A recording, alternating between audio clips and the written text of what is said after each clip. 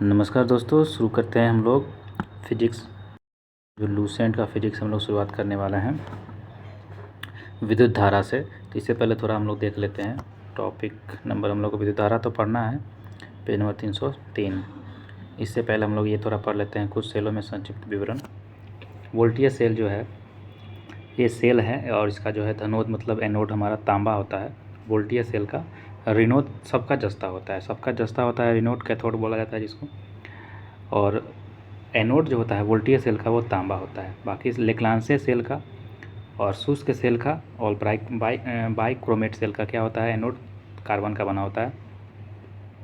वोल्टीय cell और Daniel cell का तांबा का बना होता है ना। एक वेस्टर्न कैडमियम सेल आता है, ये पारा का बना होता है। सीसा संचालक सेल में लेड पैराऑक्साइड का बना होता है। क्षारीय संचालक सेल में जो है तो निकेल हाइड्रोक्साइड का एनोड बना होता है। आगे देखा जाए तो वोल्टीय सेल जो है तनुगंधक अम्ल डाइल्यूट H2SO4 का विद्युत अपघटन कराया जाता है।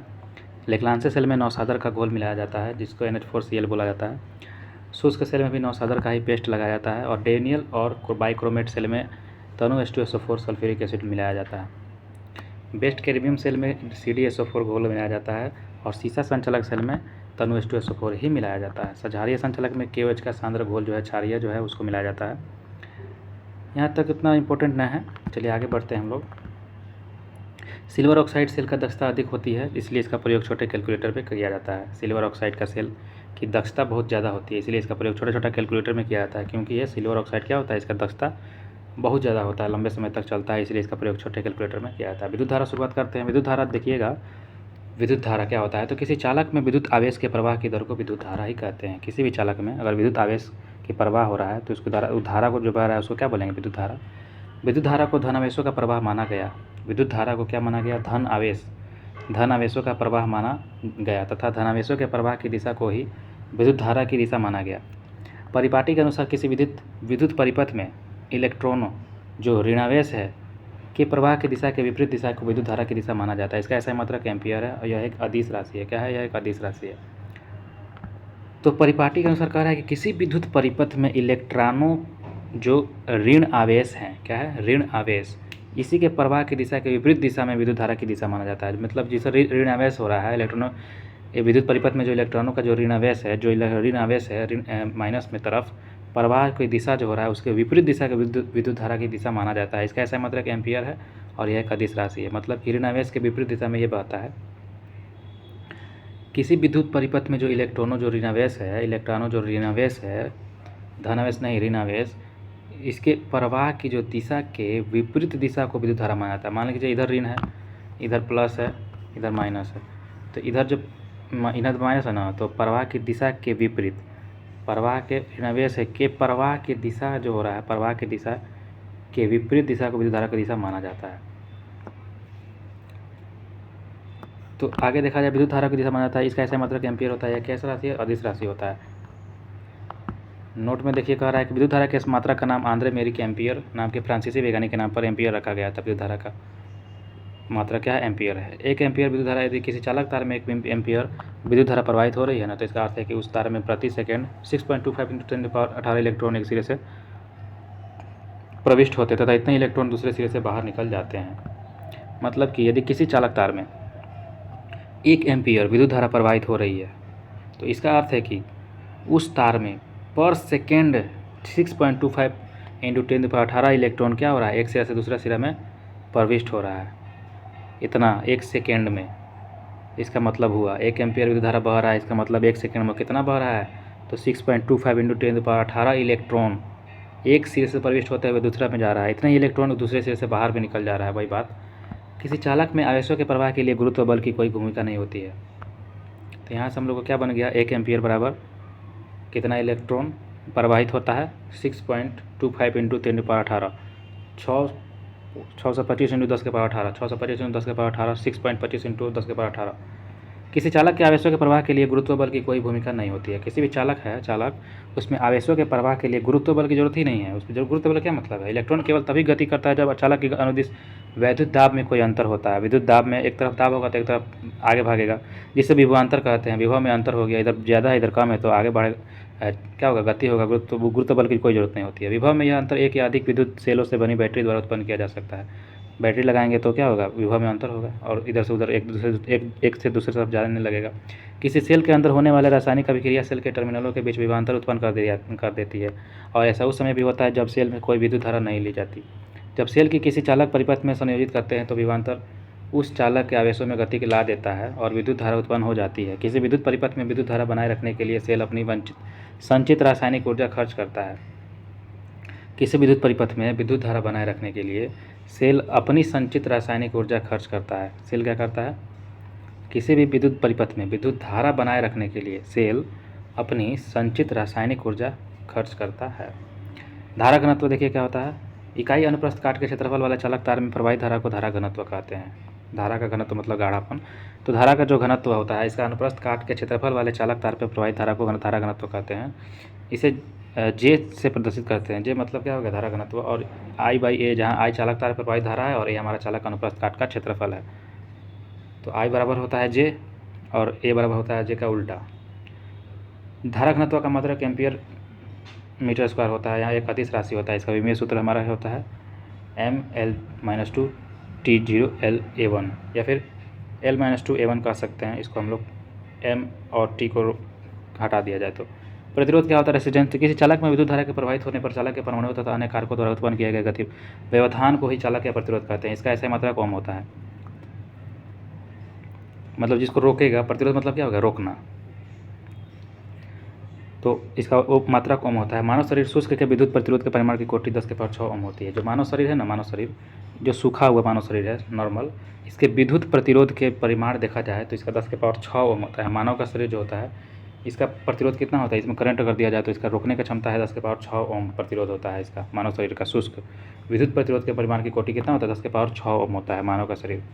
ओम का नियम देखिए आता है, यदि चालक की भौतिक अवस्था जैसे ताप आदि में कोई परिवर्तन न हो, टेम्परेचर में कोई परिवर्तन नहीं हो रहा है, तो चालक के सिरों पर लगाया गया जो विभव में अंतर होता है उसे प्रवाहित धारा को हम लोग, प्रवाहित धारा जो होता है उसी का अनुपाती होता है।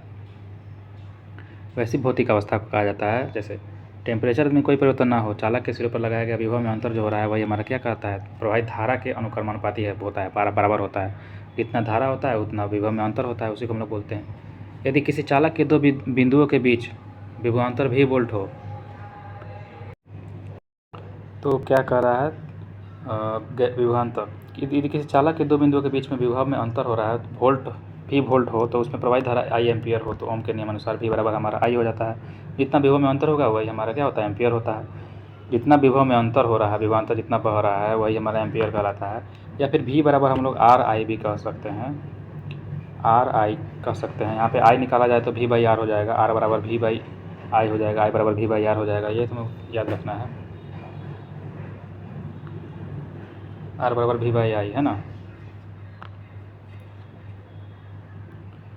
V बराबर RI होता है। V बराबर क्या होता है, RI होता है। तो हम लोग यहाँ से कुछ भी निकाल सकते हैं। जहाँ R एक नियतांक है, जिसे चालक का प्रतिरोध कहते हैं, जो विभवांतर तथा धारा के अनुपात के बराबर होता है। यहाँ R क्या है, एक नियतांक है जिसे चालक का प्रतिरोध कहते हैं। R मतलब रेसिस्टेंस। तो एम्पियर के बढ़ने से रेसिस्टेंस कम होता है, एम्पियर के घटने से रेसिस्टेंस ज़्यादा होता है, जाहिर सी बात है, क्योंकि I बराबर क्या होता है, V/R होता है। लेकिन V बराबर V बढ़ेगा तो I बढ़ेगा, एम्पियर बढ़ेगा, V कम होगा तो I भी कम होगा। ये बराबर होता है, लेकिन R क्या होता है, इसका उल्टा होता है। आगे देखिए, कह रहा है कि जहाँ R एक नियतांक है जिसे चालक का प्रतिरोध कहते हैं, जो विभव में अंतर तथा धारा के अनुपात के बराबर होता है। विद्युत प्रतिरोध का विभव mL/2 T-2 होता है। अर्धचालक ओम के नियम का पालन नहीं करता है। अर्धचालक ओम के नियम का पालन नहीं करेगा। अर्धचालक वाला ओम का नियम का पालन करता है, ना ही करता है। किसी प्रतिरोधक से प्रवाहित होने वाली विद्युत धारा, कोई भी प्रतिरोध है, प्रतिरोध वाला, तो उससे प्रवाहित हो रहा है कोई विद्युत धारा, तो उसके प्रतिरोध के उल्टा होता है। क्या होता है, प्रतिरोध के उल्टा होता है। यदि प्रतिरोध दुगुना हो जाएगा तो विद्युत धारा आधी रह जाएगी। प्रतिरोध को दुगुना कर दिया जाए, प्रतिरोध मतलब होता है क्या, रोकना। तो रोकने वाला दोगुना मजबूत हो जाएगा तो धारा जाएगा, आधा हो जाएगा, कम हो जाएगा। अगर रोकने वाला कमज़ोर पड़ जाएगा तो जाने वाला स्पीड हो जाएगा। तो यही कह रहा है कि विद्युत धारा अगर प्रतिरोध दुगुना हो जाए तो विद्युत धारा कम हो जाएगा, आधा रह जाएगा। स्रोत की वोल्टता में बिना कोई परिवर्तन किए परिपथ की विद्युत धारा के नियंत्रित करने के लिए उपयोग किए जाने वाले अवयव को परिवर्तित प्रतिरोध कहते हैं। स्रोत की वोल्टता में बिना कोई परिवर्तन किए बिना, वोल्ट जो चल रहा है उसमें भी कोई भी परिवर्तन नहीं किए बिना परिपथ की विद्युत धारा को नियंत्रित करने के लिए, परिपथ के विद्युत धारा जो है उसको नियंत्रित करने के लिए उपयोग किए जाने वाले अवयव को परिवर्तित प्रतिरोध कहते हैं। किसी विद्युत परिपथ में परिपथ के प्रतिरोध को परिवर्तित करने के लिए किसी चालक का प्रतिरोध निम्न बातों पर निर्भर करता है। चालक की प्रकृति पर, किसी चालक का प्रतिरोध उसके पदार्थ की प्रकृति पर निर्भर करता है। किसी चालक का प्रतिरोध जो है उसके पदार्थ की प्रकृति पर निर्भर करता है। कैसा पदार्थ है, चांदी है, सोना है, तो चांदी विद्युत धारा का सबसे अच्छा चालक होता है, यानी इसका प्रतिरोध सबसे कम होगा। इसका विद्युत धारा ज़्यादा होगा, जाहिर सी बात है प्रतिरोध कम है, तो ना स्पीड में जा रहा है विद्युत धारा। करता है चालन के टेम्परेचर पर भी निर्भर करता है। चालन के ताप बढ़ने पर उसका प्रतिरोध बढ़ेगा। टेम्परेचर बढ़ेगा ना तो प्रतिरोध भी बढ़ेगा। समझ में आया ना। कोई भी चीज़ है, ये है, मान लीजिए इस पर टेम्परेचर को गर्म किया जाएगा तो इसका प्रतिरोध भी बढ़ेगा। क्या होगा? प्रतिरोध भी बढ़ेगा। लेकिन ताप बढ़ने पर अर्धचालकों का प्रतिरोध घटता है। यहाँ पे याद रखिएगा, ताप बढ़ाने पर अर्धचालक जो होते हैं उसका प्रतिरोध घटता है, लेकिन नॉर्मल जो होता है चालक उसका ताप क्या होता है? बढ़ाने पर प्रतिरोध बढ़ता है। ताप बढ़ाने पर प्रतिरोध बढ़ता है, लेकिन अर्धचालकों का प्रतिरोध घटता है। चालक की लंबाई देखा जाए तो किसी चालक का प्रतिरोध उसकी लंबाई के समानुपाती होता है। मतलब कि लंबाई बढ़ेगा तो चालक का प्रतिरोध भी बढ़ेगा, लंबाई घटेगा तो चालक का प्रतिरोध भी घटेगा। लेकिन चालक के अनुप्रस्थ काट का क्षेत्रफल क्या होता है? तो किसी चालक का प्रतिरोध उसके अनुप्रस्थ काट के क्षेत्रफल का उल्टा होता है। अर्थात मोटाई अगर बढ़ेगा तो चालक का प्रतिरोध घटेगा। मोटाई बढ़ रहा है मतलब उसको ज़्यादा जगह मिल रहा है जाने के लिए, तो उसका प्रतिरोध क्या हो रहा है? घट रहा है। वही लंबाई बढ़ाया जाएगा तो लंबा हो गया, जाने में उसका और लंबा समय लगेगा, तो उसका प्रतिरोध बढ़ रहा है। लेकिन अगर मोटाई बढ़ा दिया जाए तो उसको मोटा मिल गया जगह जाने के लिए, और समय कम है, लंबाई कम है, तो भागेगा एकदम स्पीड में, तो प्रतिरोध घट जाएगा। नोट में देखिए, अगर किसी चालक तार की लंबाई को x गुना कर दिया जाए, चालक तार की लंबाई खींच के x गुना कर दिया जाए तो प्रतिरोध क्या हो जाएगा? x गुना हो जाएगा। जाहिर सी बात है, मतलब दुगुना खींच के कर दिया जाएगा तो प्रतिरोध भी दुगुना हो जाएगा। इसका मतलब ये हुआ, अगर खींच कर x गुना कर दिया जाए तो प्रतिरोध x स्क्वायर हो जाएगा। मतलब जोड़ने पर जोड़ा जाएगा उस पर तो उसका प्रतिरोध भी उतना गुना हो जाएगा। अगर उसी को खींच कर x गुना कर दिया जाए तो प्रतिरोध x स्क्वायर हो जाएगा। खींच के, अगर तार को खींच के उसको x गुना कर दिया जाए तो उसका मोटाई तो पतला होगा। जब उसी को खींचेंगे तो उसका मोटाई पतला हो जाएगा। जब मोटाई पतला हो जाएगा तो प्रतिरोध क्या हो जाएगा? x स्क्वायर गुना हो जाएगा, प्रतिरोध बढ़ जाएगा। क्या हो जाएगा? क्योंकि वो पतला हो गया और लंबा भी हो गया, तो वो प्रतिरोध उसका क्या हो जाएगा? x के स्क्वायर हो जाएगा। मतलब मान के चलिए कोई भी तार है, उसको खींच के दुगुना कर दें तो उसका प्रतिरोध क्या हो जाएगा? 2 का स्क्वायर, मतलब 4 गुना हो जाएगा उसका प्रतिरोध। लेकिन अगर उसमें अलग से कोई जोड़ दिया जाए, जितना जोड़ेंगे, जितना गुना जोड़ेंगे उतना गुना प्रतिरोध बढ़ेगा। लेकिन अगर उसी को खींच के x गुना कर दिया जाए, मतलब 2 गुना या 3 गुना कर दिया जाए, तो उसका जितना भी 3 गुना कर दिया जाए तो 3 का स्क्वायर 3 3 9 गुना हो जाएगा उसका प्रतिरोध। ठीक ना? यहाँ तक समझ में आया? चलिए आगे देखते हैं। ओमीय प्रतिरोध। ओमीय प्रतिरोध, जो चालक के प्रतिरोध को ओमीय प्रतिरोध कहते हैं। जैसे कि मैंगनीज का तार ओम के प्रतिरोध का ओमीय प्रतिरोध कहते हैं। मतलब जो चालक ओम के नियम का पालन करे, ओम के नियम का पालन किया करे, वही ओमीय प्रतिरोध कहलाता है।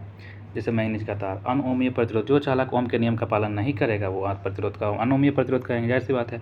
जैसे डायोड बल्ब का प्रतिरोध हो गया, ट्रायोड बल्ब का प्रतिरोध हो गया।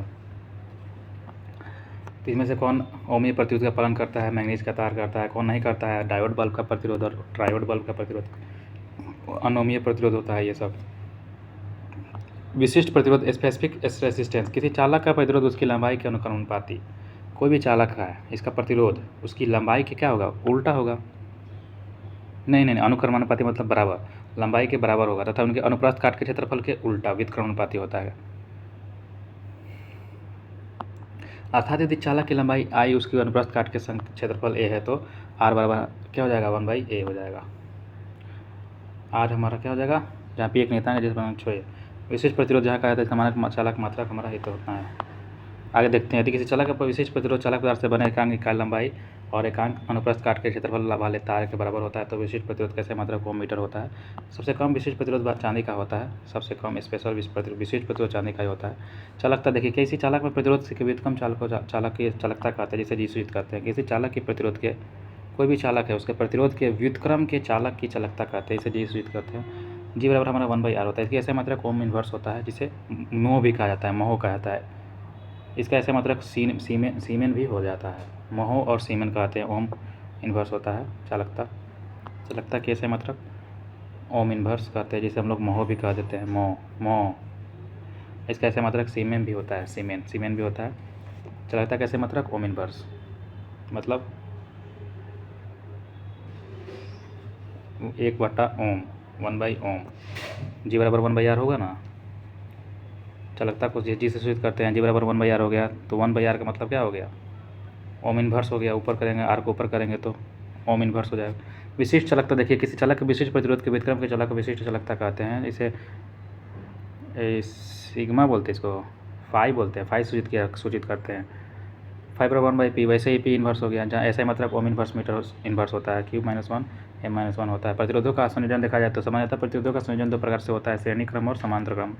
श्रेणी क्रम में संयोजित प्रतिरोधों का समतुल्य प्रतिरोध समस्त प्रतिरोधों के योग के बराबर होता है। प्रतिरोधों के श्रेणी क्रम संयोजन की पहचान भिन्न भिन्न प्रतिरोधों के प्रभावित होने वाले समान धारा है। अधिकतम प्रतिरोध करने के लिए प्रतिरोधों को श्रेणी क्रम में जोड़ा जाता है। अधिकतम प्रतिरोध प्राप्त करने के लिए हम लोग क्या करेंगे, तो प्रतिरोध को श्रेणी क्रम में जोड़ा जाता है। समांतर क्रम में समायोजित प्रतिरोधों के समतुल्य प्रतिरोध का व्युत्क्रम उनके प्रतिरोधों के व्युत्क्रमों के योग के बराबर होता है। प्रतिरोधों के समानांतर क्रम में संयोजन की पहचान प्रत्येक प्रतिरोध पर विभवांतर का समान होता है। न्यूनतम प्रतिरोध प्राप्त करने के लिए इस संयोजन का प्रयोग किया जाता है। ओम मीटर देखिए, विद्युत प्रतिरोध का मापता है। ओम मीटर किसका मापता है, तो विद्युत प्रतिरोध को मापने का काम करता है ओम मीटर। फ्लोरोसेंट लैंप के चोक का प्रयोग प्रतिरोधकता को कम करने के लिए किया जा सकता है। जो फ्लोरोसेंट लैंप में चोक होता है, चोक का प्रयोग हम लोग क्या करते हैं, तो प्रतिरोधक को कम करने के लिए किया जाता है। प्रतिरोधक को कम करने के लिए किया जाता है। विद्युत शक्ति क्या होता है, इलेक्ट्रिक पावर। तो विद्युत परिपथ में ऊर्जा के क्षय होने की दर की शक्ति कहते हैं। विद्युत परिपथ में ऊर्जा का जो क्षय होता है, क्षय होने की जो दर है, उसी को कहते हैं विद्युत शक्ति। इसका SI मात्रक वाट होता है। मतलब जितना विद्युत परिपथ में ऊर्जा घट रहा है, तो विद्युत शक्ति उसका क्या हो रहा है, उसका रेट है, उसका दर है। SI मात्रक इसी को कहते हैं। इसका SI मात्रक वाट होता है। किलोवाट घंटा मात्रक अथवा यूनिट, देखिएगा किलोवाट घंटा मात्रक अथवा यूनिट क्या होता है, तो 1 किलोवाट घंटा मात्रक अथवा 1 यूनिट विद्युत ऊर्जा की वह मात्रा जो कि किसी परिपथ में 1 घंटा में व्यय हो जाता है। जबकि परिपथ में 1 किलोवाट की शक्ति हो, तो किलोवाट घंटा मात्रक हम लोग को निकालना है, जिसको हम लोग इसी से ना हम लोग इलेक्ट्रिक बिल पेमेंट करते हैं, जितना यूनिट आता है। तो किलोवाट घंटा मात्रक, तो वोल्ट रहता है गुणा एम्पियर रहता है गुणा घंटा रहता है, बट्टा में 1000 से गुणा कर देंगे, इतना वोल्ट इतना एम्पियर इतना घंटा तक, अब बट्टा 1000 से गुणा कर देंगे तो हमारा क्या आ जाएगा, हमारा आ जाएगा किलोवाट घंटा मात्रक। यदि किसी बल्ब में 60 वाट 220 वोल्ट लिखा हुआ हो, तो इसका अर्थ है कि यदि बल्ब को 220 वोल्ट पर जलाया जाएगा तो प्रति घंटा 60 वाट की शक्ति खर्च होगी। कितना, 220 वोल्ट पर अगर जलाया जाएगा 60 वाट तक, तो यदि बल्ब को 220 वोल्ट पर जलाया जाए तो प्रति घंटा 60 वाट की शक्ति क्या हो रही है, खर्च हो रही है, व्यय होगी। तो इसको हम लोग निकालेंगे तो 1 किलोवाट बराबर हमारा 3.6 × 10⁶ जूल होता है। 3.6 × 10⁶ एमीटर देखा जाए, परिपथ की विद्युत धारा मापने के लिए जिस यंत्र का उपयोग करते हैं उसे एमीटर कहते हैं। इसे सदैव जिस परिपथ में विद्युत धारा मापनी होती है, इस पर श्रेणी क्रम में संयोजित किया जाता है। देखिएगा एमीटर को ना श्रेणी क्रम में लगाते हैं और वोल्ट मीटर को समानांतर क्रम में लगाते हैं, ध्यान में रखना है। तो एमीटर के बारे में कह रहा है कि एक आदर्श एमीटर का प्रतिरोध 0 होना चाहिए। एक आदर्श एमीटर का प्रतिरोध कैसा होना चाहिए, तो 0 होना चाहिए। एक आदर्श एमीटर का प्रतिरोध 0 ही होना चाहिए। अब खुद का उसका एमीटर प्रतिरोध रहेगा तो क्या दिक्कत हो जाएगा ना, उसका खुद का प्रतिरोध 0 होना चाहिए। एक आदर्श एमीटर जिस उसी को कहा जाएगा, इसका प्रतिरोध क्या रहेगा, हाई रहेगा, ज़्यादा रहेगा, कम रहेगा, 0 रहेगा, इसमें से कोई नहीं, तो 0 होना चाहिए। उसका खुद का प्रतिरोध थोड़ी होना चाहिए, उसका खुद का प्रतिरोध 0 होना चाहिए, तभी ना वो अच्छा से मापेगा। वोल्ट मीटर देखिए, जब बताए थे, वोल्ट मीटर का प्रयोग परिपथ के किन ही 2 बिंदुओं के बीच में विभवांतर मापने में किया जाता है, और जिस परिपथ में सदैव समानांतर क्रम में ही लगाया जाता है। श्रेणी क्रम में एमीटर को श्रेणी क्रम में और वोल्ट मीटर को समानांतर क्रम में। एक आदर्श वोल्ट मीटर का प्रतिरोध अनंत होना चाहिए। एक आदर्श वोल्ट मीटर का प्रतिरोध अनंत होना चाहिए, उसमें से थोड़ा सा भी नहीं जाना चाहिए। तो यही कह रहा है कि आदर्श वोल्ट मीटर मापने के लिए उसका प्रतिरोध क्या होना चाहिए, तो अनंत होना चाहिए। याद ध्यान में रखने है, एक आदर्श वोल्ट मीटर का प्रतिरोध अनंत होना चाहिए और एक आदर्श एमीटर का प्रतिरोध 0 होना चाहिए। एमीटर और वोल्ट मीटर की तुलना देखा जाए तो एमीटर और वोल्ट मीटर देखिए, या किसी विद्युत परिपथ धारा को प्रबलता को एम्पियर में मापता है। किस में मापता है, एमीटर एम्पियर में मापेगा। और वोल्ट मीटर में कह रहा है कि किसी विद्युत परिपथ में किन्हीं 2 बिंदुओं के बीच विभवांतर को वोल्ट में मापता है। विभवांतर जो विभव में अंतर होता है उसको वोल्ट में मापता है। तो एमीटर एम्पियर को मापेगा, वोल्ट मीटर वोल्ट को मापेगा। यदि विद्युत परिपथ में श्रेणी क्रम में जोड़ा जाता है और इसे हम लोग समानांतर क्रम में जोड़ते हैं। मीटर में कह रहा है कि इसे स्केल एम्पियर में अंकित कर रहता है, और इसमें वोल्ट मीटर में कह रहा है कि इसका स्केल वोल्ट में अंकित रहता है। एमीटर में कह रहा है कि यह एक गैल्वेनोमीटर है जिसकी समानांतर क्रम में कम मान एक प्रतिरोध अर्थात शंट लगा होता है, मतलब एमीटर में क्या लगा रहता है, एक शंट लगा रहता है। गैल्वेनोमीटर है, यह एक गैल्वेनोमीटर ही होता है जिसके समानांतर क्रम में क्या लगा रहता है, एक शंट लगा रहता है जो प्रतिरोध का काम करता है, वो एमीटर बन जाता है। और यह कह रहा है कि यह भी एक गैल्वेनोमीटर ही है जिसके श्रेणी क्रम में उच्च मान का प्रतिरोध लगाया जाता है ताकि इसका प्रतिरोध बहुत अधिक हो जाए। तो दोनों में गैल्वेनोमीटर ही लगा रहता है, लेकिन एक में एमीटर वाला में समानांतर क्रम में शंट लगा रहता है, और गैल्वेनोमीटर जो है श्रेणी क्रम में उच्च मान प्रतिरोध लगा रहता है जो वोल्टमीटर बन जाता है। तो एमीटर जो बना रहता है वो गैल्वेनोमीटर में श्रेणी समानांतर क्रम में लगा रहता है। ध्यान में रखना है, बहुत इंपॉर्टेंट है एमीटर और वोल्टमीटर। एमीटर जो है गैल्वेनोमीटर के अंदर में समानांतर क्रम में एक शंट लगा रहता है जो प्रतिरोध का मान एक प्रतिरोध होता है, कम मान का एक प्रतिरोध होता है, समानांतर क्रम में लगा रहता है। लेकिन एमीटर को हम लोग जोड़ते कहाँ हैं, तो श्रेणी क्रम में जोड़ते हैं। और वो वैसे ही उल्टा हो गया, यहाँ पे गैल्वेनोमीटर के अंदर श्रेणी क्रम में प्रतिरोध लगा रहता है जो हमारा वोल्टमीटर बन जाता है, और वोल्टमीटर को हम लोग लगाते हैं समानांतर क्रम में। वो तो उल्टा हो गया, गैल्वेनोमीटर दोनों में हो गया, लेकिन गैल्वेनोमीटर में जो अंदर रहता है उसका जस्ट अपोजिट में काम करता है। समानांतर क्रम में एमीटर वाला हो गया, लेकिन एमीटर को श्रेणी में जोड़ा जाता है। और इधर श्रेणी क्रम में गैल्वेनोमीटर में हो गया, इसको हम लोग वोल्टमीटर कहते हैं, लेकिन वोल्टमीटर को समानांतर क्रम में जोड़ते हैं। ठीक ना। एमीटर को वोल्टमीटर में बदलने के लिए इसकी कुंडली के समानांतर क्रम में लगे हुए भिन्न प्रतिरोध अर्थात शंट के तारों को हटाकर कुंडली के श्रेणी क्रम में उच्च प्रतिरोध का तार जोड़ दिया जाता है, तो बन जाता है वो। अभी वही हम लोग देखे थे। और स्केल का अंशांकन वोल्ट में कम कर दिया जाता है। तो एमीटर को वोल्टमीटर में अगर बदलना रहेगा तो हम लोग क्या करेंगे, तो कुंडली के जो समानांतर क्रम में लगा रहेगा, समानांतर क्रम में किसका लगा है, एमीटर वाला में लगा है, तो गैल्वेनोमीटर के अंदर जो समानांतर क्रम लगा है उसको हम लोग श्रेणी क्रम में जोड़ देंगे। तार को हटा के क्या करेंगे, कुंडली को हम लोग श्रेणी क्रम में जोड़ देंगे। जब श्रेणी क्रम में जोड़ देंगे तो इधर बन जाएगा वोल्टमीटर जैसा काम करने लगेगा, तो वह अब क्या हो जाएगा, तो वोल्टमीटर बन जाएगा। तो समानांतर से किधर पर हम लोग बढ़ाएंगे, श्रेणी में बढ़ा देंगे हम लोग वोल्टमीटर के अंदर, तो हमारा एमीटर से वोल्टमीटर बन जाएगा, वही गैल्वेनोमीटर काम करने लगेगा। तो वोल्टमीटर को एमीटर में बदलने के लिए इसकी कुंडली के श्रेणी क्रम से हटा के उस समानांतर क्रम में जोड़ देते हैं, तो वही बात उल्टा काम करने लगेगा, तो वोल्टमीटर एमीटर में बन जाएगा। बस क्या करना रहता है, इधर से उधर घटाना रहता है, बस ध्यान में रखना है। समानांतर से श्रेणी में जाएगा तो एमीटर से वोल्टमीटर में गया, अगर श्रेणी से समानांतर में जाएगा तो वोल्टमीटर से एमीटर में जा रहा है। आर प्रतिरोध वाले एमीटर को माप सीमा x गुना बढ़ाने के लिए इसके समानांतर में R/x-1 का प्रतिरोध जोड़ना पड़ेगा। आर प्रतिरोध वाले वोल्टमीटर की माप x गुना बढ़ाने के लिए इसके श्रेणी क्रम में x-1/r का प्रतिरोध जोड़ना पड़ेगा। गैल्वेनोमीटर देखिए क्या होता है, तो विद्युत परिपथ में विद्युत धारा की उपस्थिति बताने वाला एक यंत्र होता है, यही कि विद्युत धारा कितना उपस्थिति बता रहा है। विद्युत परिपथ में विद्युत धारा की उपस्थिति बताएगा, जिसको गैल्वेनोमीटर कहा जाता है। इसका सहायता से 10⁻6 एम्पियर तक की विद्युत धारा को मापा जा सकता है। 10⁻⁻6 एम्पियर तक की विद्युत धारा को क्या किया जा सकता है, मापा जा सकता है। शंट का उपयोग क्या होता है, तो वही प्रतिरोध का काम करता है। शंट एक अत्यंत कम प्रतिरोध वाला तार होता है, कम प्रतिरोध वाला तार होता है, इसमें प्रतिरोध बहुत कम होता है। इसे गैल्वेनोमीटर के समानांतर क्रम में लगाकर एमीटर बना सकते हैं। गैल्वेनोमीटर किस में लगाएं, समानांतर क्रम में लगाते हैं तो एमीटर बनता है ना, लेकिन गैल्वेनोमीटर में अगर श्रेणी क्रम में लगा देते हैं तो वो हमारा क्या बन जाता है, वोल्टमीटर बन जाता है। उच्च प्रतिरोध लगाकर वोल्टमीटर बनाया जा सकता है।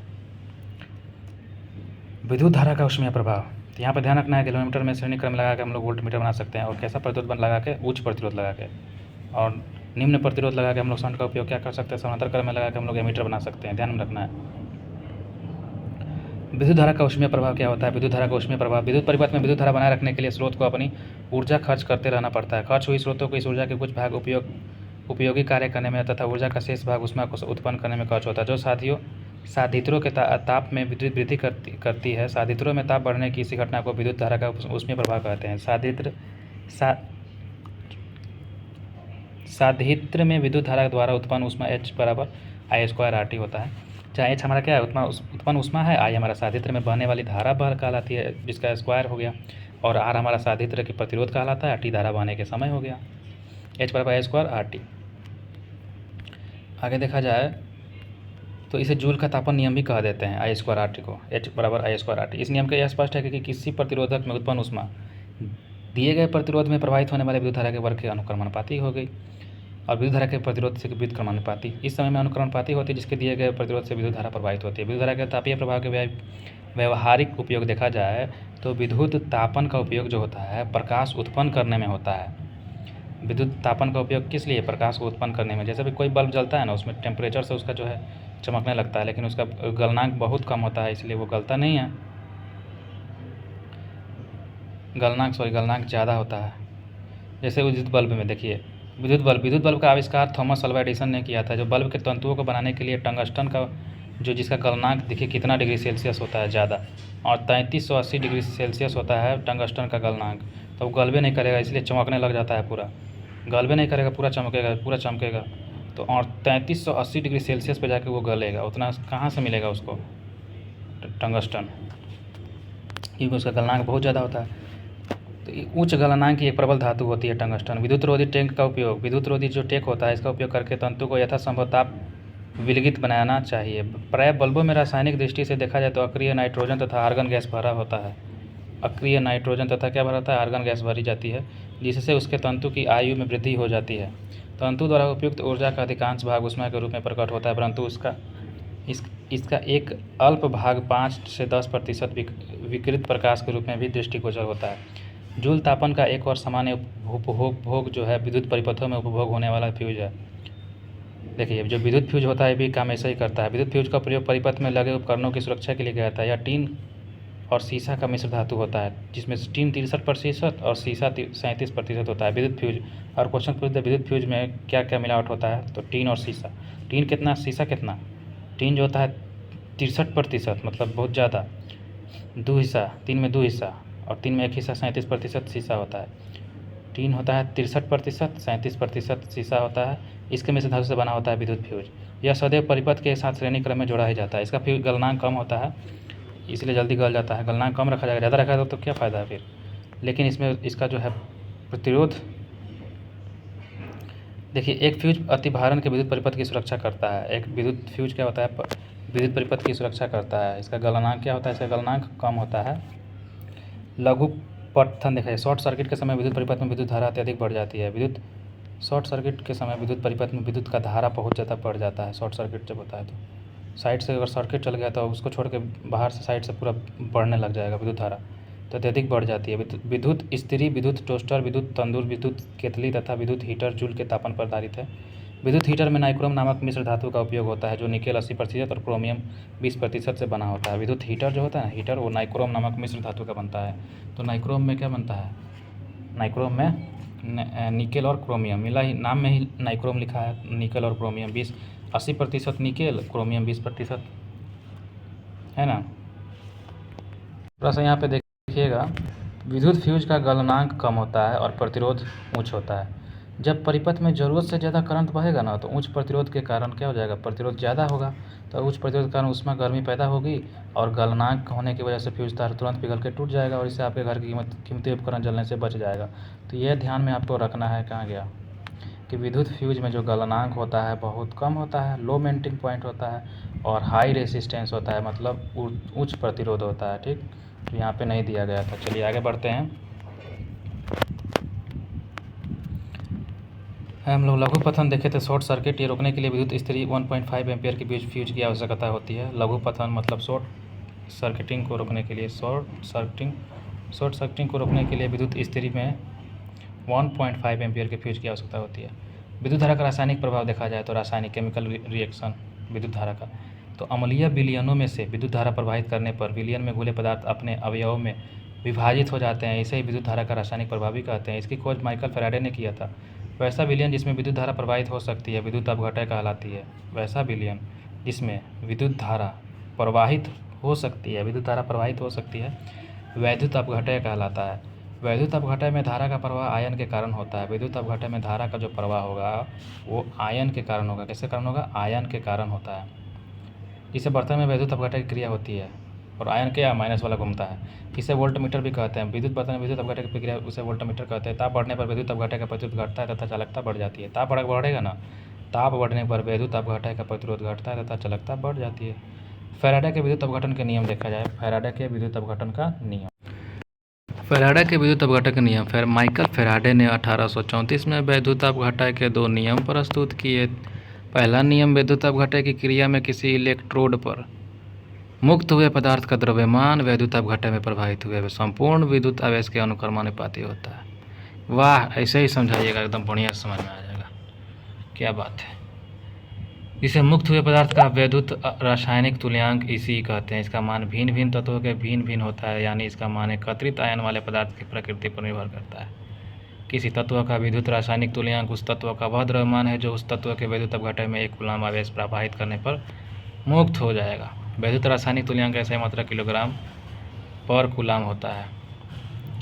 द्वितीय नियम यह कह रहा है कि यदि किसी विद्युत अपघटन के समान प्रबलता की धारा समान समय तक प्रवाहित की जाए तो मुक्त हुए पदार्थों के द्रव्यमान उसके संगत रासायनिक तुल्यांकों के अनुपाती होती है। यह नियम बराबर क्या हो जाएगा? ई हो जाएगा। सभी तत्वों के लिए रासायनिक तुल्यांक ई तथा वैद्युत रासायनिक तुल्यांक जेड का अनुपात एक सार्वत्रिक नियतांक होता है। इसका नियतांक को फैराडे नियतांक कहते हैं और इसका मान 9.65 × 10⁻7 कूलम्ब प्रति तुल्यांक भार अथवा 96500 कूलम्ब प्रति ग्राम तुल्यांक भार है। रासायनिक प्रभाव पर आधारित उपकरण देखा जाए तो सेल, विद्युत लेपन, धातु निष्कर्षण, विद्युत मुद्रण, सेल की ध्रुवता आदि ये सब ज्ञात करने के लिए रासायनिक प्रभाव का उपयोग करते हैं। सेल विद्युत लेपन के लिए, धातु निष्कर्षण के धातु को निकालने के लिए, विद्युत मुद्रण के लिए, सेल की ध्रुवता ज्ञात करने के लिए, ठीक ना। विद्युत लेपन में जिस धातु का परत चढ़ाना होता है उसका एनोड प्लस लेते हैं तथा जिस पर लेप चढ़ाना होता है उसका कैथोड लेते हैं। तो कैथोडो वाला पे जाके चढ़ने लग जाता है लेपवा, पनिया में लेपवा जो रहता है वही कैथोडो पे जाके चढ़ने लग जाता है। और जिसका परत चढ़ाना रहता है उसका हम लोग एनोड ले लेते हैं। मान लीजिए एनोड पर तांबा ले लिए और दूसरा वाला पे कैथोड वाला पे कुछ और जिस पर चढ़ाना है उस पर ले लिए, तो तांबा बस चढ़ जाके निकल के कैथोडो में चढ़ने लगेगा, माने माइनस पर चढ़ने लगेगा लेप उसका विद्युत लेपन करंट देने में। विद्युत धारा के चुंबकीय प्रभाव क्या होता है? तो विद्युत धारा के चुंबकीय प्रभाव की खोज 1822 में कोपेनहेगन निवासी हैंस क्रिस्टियन ऑस्ट्रेड ने किया था। हैंस क्रिस्टियन ऑस्ट्रेड ने विद्युत धारा के चुंबकीय प्रभाव की खोज किया था। हैंस क्रिस्टियन ऑस्ट्रेड ने किया था। कोपेनहेगन के निवासी थे हैंस क्रिस्टियन ऑस्ट्रेड। तो उतना नहीं जरूरी है कि कोपेनहेगन के थे, कहाँ के थे, कब किए थे, बस ये पूछता है कि कौन थे विद्युत धारा के चुंबकीय प्रभाव की खोज किसने किया था। तो हैंस क्रिस्टियन ऑस्ट्रेड ने किया था। हैंस क्रिस्टियन ऑस्ट्रेड ने किया था विद्युत धारा के चुंबकीय प्रभाव की खोज। आगे कह रहा है किसी चालक में विद्युत धारा प्रवाहित करने पर उसके चारों ओर एक चुंबकीय क्षेत्र उत्पन्न हो जाता है। चुंबकीय क्षेत्र का परिमाण चालक के प्रवाहित धारा के मान पर निर्भर करता है। चुंबकीय क्षेत्र का जो परिमाण होता है ना, चालक पर जितना प्रवाहित धारा है उसी के मान पर निर्भर करेगा। जैसे जैसे चालक में प्रवाहित विद्युत धारा के परिमाण में वृद्धि होगी ना, वैसे वैसे किसी दिए गए विद्युत बिंदु पर उत्पन्न चुंबकीय क्षेत्र में परिमाण में भी वृद्धि हो जाती है। किसी चालक से प्रवाहित की गई विद्युत धारा के कारण उत्पन्न चुंबकीय क्षेत्र चालक से दूर जाने पर घटेगा। मतलब किसी चालक से प्रवाहित की गई विद्युत धारा के कारण उत्पन्न चुंबकीय क्षेत्र चालक से दूर जाने पर क्या होगा? घटता है। विद्युत धारावाही सीधे चालक के चारों ओर चुंबकीय क्षेत्र रेखाएं संकेंद्रित वृत्त होती है। विद्युत धारावाही सीधे चालक के चारों ओर चुंबकीय क्षेत्र रेखाएं संकेंद्रित वृत्त होती है, जिसका एक केंद्र तार पर होता है। चुंबकीय क्षेत्र भी हमारा क्या हो गया? बराबर 1 हो गया, आई हो गया। एक विद्युत धारा दूसरी विद्युत धारा पर बल लगाती है कि इसकी खोज आंद्रे मेरी एम्पियर ने किया था। क्या बोले थे इन्होंने, आंद्रे मेरी एम्पियर ने, कि एक विद्युत धारा दूसरी विद्युत धारा पर बल लगाती है। देखिए कैसे बल लगा रहा है। तो जब समानांतर चालकों को एक दिशा में विद्युत धारा प्रवाहित किया जाए, दो को रखा गया है और दोनों में विद्युत धारा दिया गया है, तो दोनों के बीच में आकर्षण बल लग रहा है, दोनों एक दूसरे को खींच रहा है। आप लोगों ने देखा होगा आकर्षण बल लग रहा है ना जी। जब समानांतर चालकों में एक दूसरे के विपरीत अगर दिशा में विद्युत धारा प्रवाहित किया जाएगा तो उनके बीच में प्रतिकर्षण होगा। लेकिन अब एगो एने से जाने वाला है, एगो एने से आने वाला है, तब दोनों भागने का कोशिश करेगा, प्रतिकर्षण होगा। अगर दोनों को एक साथ छोड़ा जाएगा तो वो सटेगा, लेकिन विपरीत दिशा में छोड़ा जाएगा तो वो प्रतिकर्षण होगा। आगे देखा जाए औसत में भी चुंबकत्व। औसत में चुंबकत्व का मतलब क्या होता है? तो हमारे शरीर की तंत्रिका कोशिका के अनुदिश, जो तंत्रिका कोशिका है माथा में, उसके अनुदिश गमन करने वाली दुर्बल आयन धाराएं चुंबकीय क्षेत्र उत्पन्न करती है। जब हम किसी वस्तु को स्पर्श करते हैं तो हमारी तंत्रिकाएं एक विद्युत आवेग को उस पेशी तक वहन करती है, अच्छा, हमारे शरीर में, जिसका हमें उपयोग करना है। यह आवेग एक अस्थायी चुंबकीय क्षेत्र उत्पन्न करता है। ये क्षेत्र अति दुर्बल होते हैं और पृथ्वी के चुंबकीय क्षेत्र की तुलना में उसके 1 अरबवें भाग के बराबर होते हैं। पृथ्वी के चुंबकीय क्षेत्र की तुलना में 1 अरबवां भाग के बराबर होता है, बहुत ज़्यादा कम। मानव शरीर के 2 मुख्य भाग में जिनमें चुंबकीय क्षेत्र उत्पन्न होना महत्वपूर्ण है, वे हैं हृदय और मस्तिष्क में, क्योंकि वहाँ पे गति होता है, गमन करता रहता है हर बार दिमाग में। शरीर के भीतर चुंबकीय क्षेत्र शरीर के विभिन्न भागों के प्रतिबिंब प्राप्त करने का आधार बनता है। ऐसा एक विशेष तकनीक जैसे चुंबकीय अनुनाद प्रतिबिंब मैग्नेटिक रिजोनेंस इमेजिंग में एमआरआई कहते हैं कि उपयोग द्वारा किया जाता है। इसी के उपयोग से हम लोग पता करते हैं। इस प्रकार चिकित्सा विज्ञान में चुंबकत्व का महत्वपूर्ण उपयोग है। ऐसे ही हम लोग चुंबकत्व का उपयोग कर सकते हैं चिकित्सा में। एमआरआई हो गया हमारा, है ना।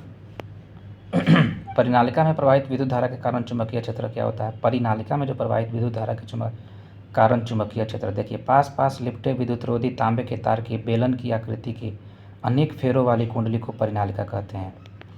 पास पास लिपटे विद्युतरोधी तांबे के तार की बेलन की आकृति की अनेक फेरों वाली कुंडली को परिनालिका कहते हैं। परिनालिका के भीतर चुंबकीय क्षेत्र रेखाएं समानांतर सरल रेखाओं की भांति होती है तथा भीतर के सभी बिंदुओं पर चुंबकीय क्षेत्र समान होती है। मतलब जो परिनालिका लपेटा गया है ऐसे ऐसे, अरे तुम का हिलता है, ऐसे ऐसे परिनालिका लपेटा गया है, तो परिनालिका के भीतर चुंबकीय क्षेत्र रेखाएं समांतर सरल रेखाओं की भांति होती है, समांतर, तथा भीतर के सभी बिंदुओं पर अगर देखा जाए तो चुंबकीय क्षेत्र समान होगा। अर्थात परिनालिका के भीतर एक समान चुंबकीय क्षेत्र होता है। परिनालिका के भीतर नरम लोहे को रखकर विद्युत चुंबक बनाया जाता है, जिसका उपयोग विभिन्न विद्युत उपकरणों में किया जाता है। जैसे जब विद्युत मोटर, विद्युत जनित्र, ध्वनि विस्तारक यंत्र आदि। विद्युत मोटर हो गया, विद्युत जनित्र हो गया, ध्वनि विस्तारक यंत्र आदि, ये सब। वैद्युत चुंबकीय प्रेरण देखा है, इसका खोज माइकल फैराडे ने 1831 में किया था। इसका खोज किसने किया था? विद्युत चुंबकीय प्रेरण का खोज माइकल फैराडे ने 1831 में किया था, विद्युत चुंबकीय प्रेरण का खोज। और विद्युत धारा के चुंबकीय प्रभाव का खोज किसने किया था? विद्युत धारा के चुंबकीय प्रभाव बोले तो हैंस क्रिश्चियन ऑस्ट्रेड, विद्युत धारा का चुंबकीय प्रभाव। और विद्युत चुंबकीय प्रेरण, इसकी खोज माइकल फैराडे ने किया था। विद्युत चुंबकीय प्रेरण की खोज माइकल फैराडे ने किया था 1831। वैद्युत अपघटन के नियम देखिए, इसकी वैद्युत अपघटन के नियम की खोज की माइकल फैराडे ने ही किया था। वह प्रक्रम जिसके द्वारा किसी चालक की परिवर्ती चुंबकीय क्षेत्र के कारण अन्य चालक में विद्युत धारा प्रेरित होती है, वैद्युत चुंबकीय प्रेरण कहलाता है। वह प्रक्रम जिसके द्वारा किसी चालक के परिवर्ती चुंबकीय क्षेत्र के कारण अन्य चालक में विद्युत धारा प्रेरित होती है, विद्युत चुंबकीय प्रेरण कहलाता है। जब कुंडली की गति की दिशा चुंबकीय क्षेत्र की दिशा के लंबवत होती है तब कुंडली में उत्पन्न प्रेरित विद्युत धारा अधिकतम होती है। जब कुंडली की गति की दिशा चुंबकीय क्षेत्र की दिशा के लंबवत होती है, कुंडली की गति की दिशा जो है चुंबकीय क्षेत्र की दिशा के लंबवत होती है, तब कुंडली में उत्पन्न प्रेरित विद्युत धारा अधिकतम होती है। इस स्थिति में प्रेरित विद्युत धारा की दिशा ज्ञात करने के लिए फ्लेमिंग का दक्षिण हस्त नियम का उपयोग करते हैं। इस नियम के अनुसार यदि दाहिने हाथ का तर्जनी, मध्यमा तथा अंगूठे को इस प्रकार फैलाने की तीनों एक दूसरे के परस्पर लंबवत होते, यदि तर्जनी चुंबकीय क्षेत्र की दिशा की ओर संकेत करती है तो अंगूठा चालक की गति की दिशा की ओर संकेत करेगा। और मध्यमा चालक में प्रेरित विद्युत धारा की दिशा, तो ये विद्युत धारा हो गया मध्यमा वाला, और तर्जनी हमारा जो हो गया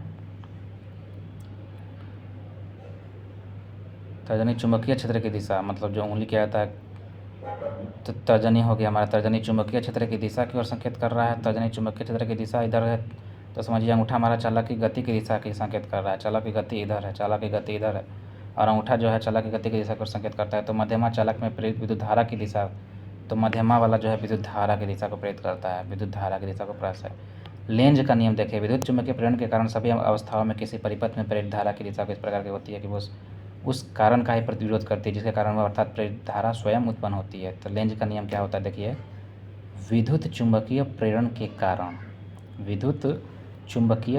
के कारण सभी अवस्थाओं में किसी परिपथ में प्रेरित धारा की दिशा इस प्रकार की होती है कि वह उस कारण का ही विरोध करती है जिसके कारण वह अर्थात प्रेरित धारा स्वयं उत्पन्न होती है, उसी का विरोध करती है। उसको बोलते हैं लेंज का नियम। देखिए, लेंज का नियम ऊर्जा के संरक्षण के सिद्धांत का पोषक होता है। प्रेरण कुंडली एक ऐसा संयंत्र है जिसके द्वारा अत्यंत प्रबल विद्युत वाहक बल 50 से 100 किलोवाट तक उत्पन्न किया जाता है। प्रेरण कुंडली एक ऐसा संयंत्र है जिसके द्वारा अत्यंत प्रबल विद्युत वाहक बल 50 से 100 किलोवाट तक उत्पन्न किया जाता है। यह उपकरण अन्योन्य प्रेरण के सिद्धांत पर कार्य करता है। इस कुंडली का उपयोग होता है विसर्जन नलियों को चलाने में। इस कुंडली का उपयोग होता है विसर्जन नलियों को चलाने में, साधारण एक्स किरण नलियों को चलाने में तथा मोटर गाड़ियों की दाहक व्यवस्था में उच्च वोल्टता उत्पन्न करने में। जब चुंबकीय क्षेत्र में धातु का गोला गतिमान कराया जाता है ना, तब भंवर धारा उत्पन्न होने के कारण वह गर्म हो जाता है और डायनेमो विद्युत चुंबकीय प्रेरण के सिद्धांत पर ही कार्य करता है। डायनेमो विद्युत चुंबकीय प्रेरण के सिद्धांत पर ही कार्य करता है। विद्युत चुंबकीय प्रेरण के खोजकर्ता कौन थे? विद्युत चुंबकीय प्रेरण खोजकर्ता माइकल फैराडे थे, जिसको विद्युत अपघटन के नियम की खोज भी किए थे। माइकल फैराडे का नियम जो डायनेमो विद्युत चुंबकीय प्रेरण के सिद्धांत पर कार्य करता है। प्रत्यावर्ती धारा देखा जाए तो अल्टरनेटिंग करंट, ऐसी विद्युत धारा जो समान काल अंतरालों के पश्चात अपनी दिशा में परिवर्तन कर लेती है, उसे प्रत्यावर्ती धारा ऐसी कहते हैं। दिष्ट धारा जिसको डीसी कहते हैं। देखिए, दिष्ट धारा तथा प्रत्यावर्ती धारा के बीच यह अंतर है कि दिष्ट धारा सदैव एक ही दिशा में प्रवाहित होगी, जबकि जो प्रत्यावर्ती धारा होती है एक निश्चित काल अंतराल के पश्चात अपनी दिशा उत्क्रमित करती रहती है, दिशा को परिवर्तन करती रहती है, दिशा में परिवर्तन करती रहती है। वही हमारा प्रत्यावर्ती नाम रखा गया है। परिवर्तित करती रहती है, प्रत्यावर्ती धारा दिशा में परिवर्तन, लेकिन एक ही दिशा में जो जाएगा वो हमारा डीसी हो जाता है।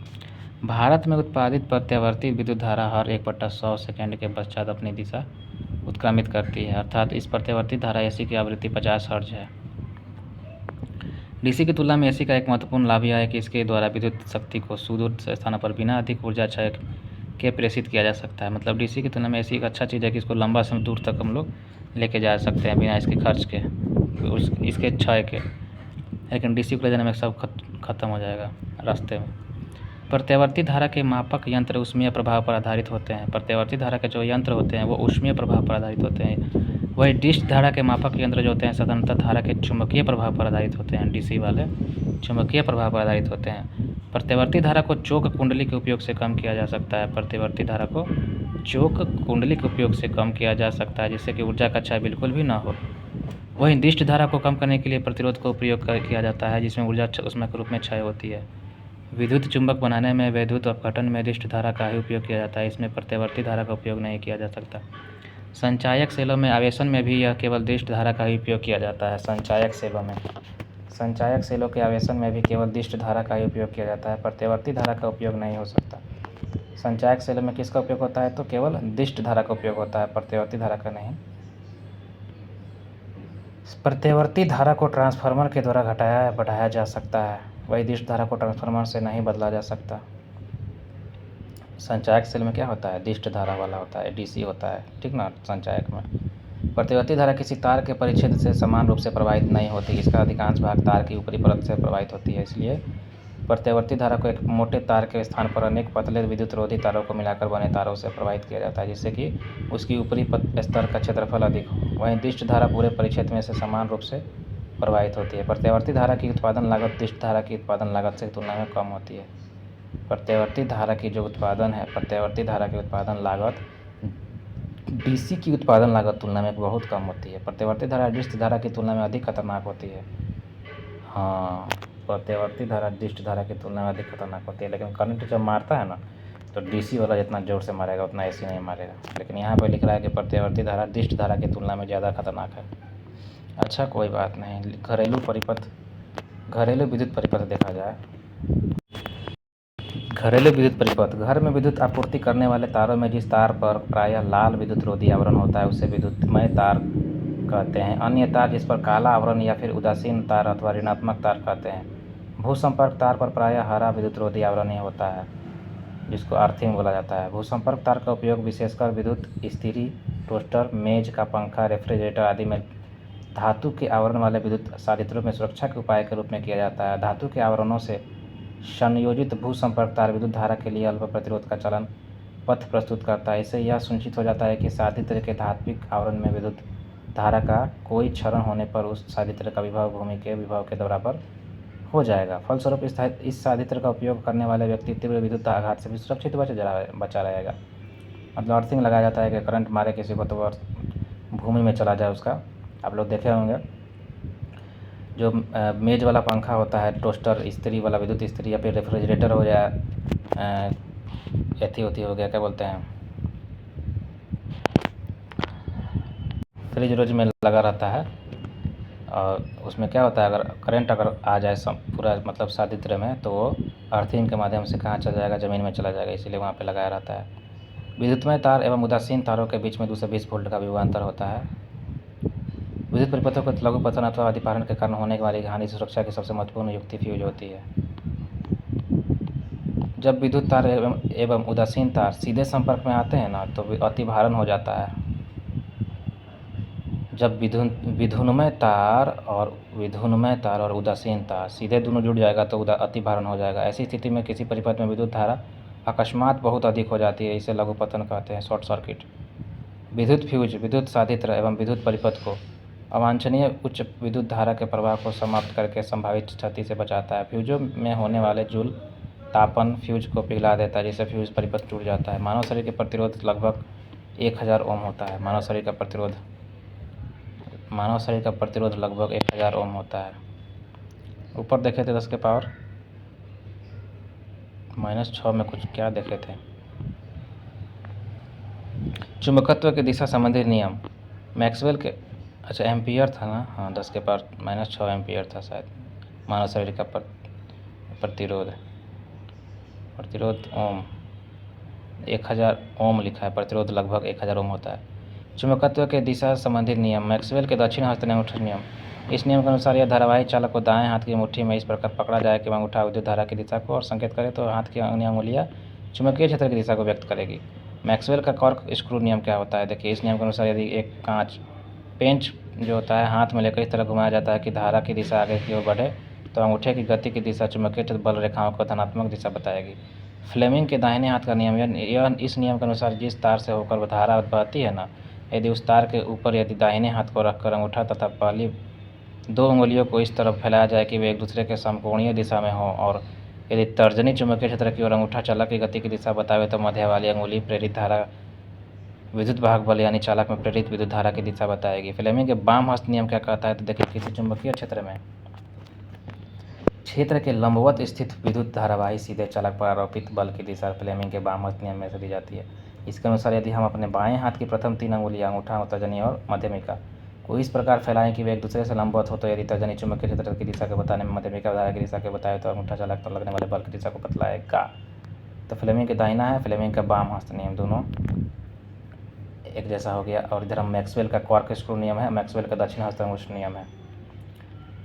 अगर देखा जाए ट्रांसफार्मर क्या होता है दोस्तों, ट्रांसफार्मर विद्युत चुम्बकीय प्रेरण के सिद्धांत के अन्योन्य प्रेरण का कार्य करने वाले एक ऐसा यंत्र है जो उच्च एसी वाले वोल्टेज को निम्न एसी वाले वोल्टेज में बदल देता है। एसी वोल्टेज को उच्च एसी वोल्टेज को बदल देता है। यह केवल प्रत्यावर्ती धारा के लिए ही बनाया गया है।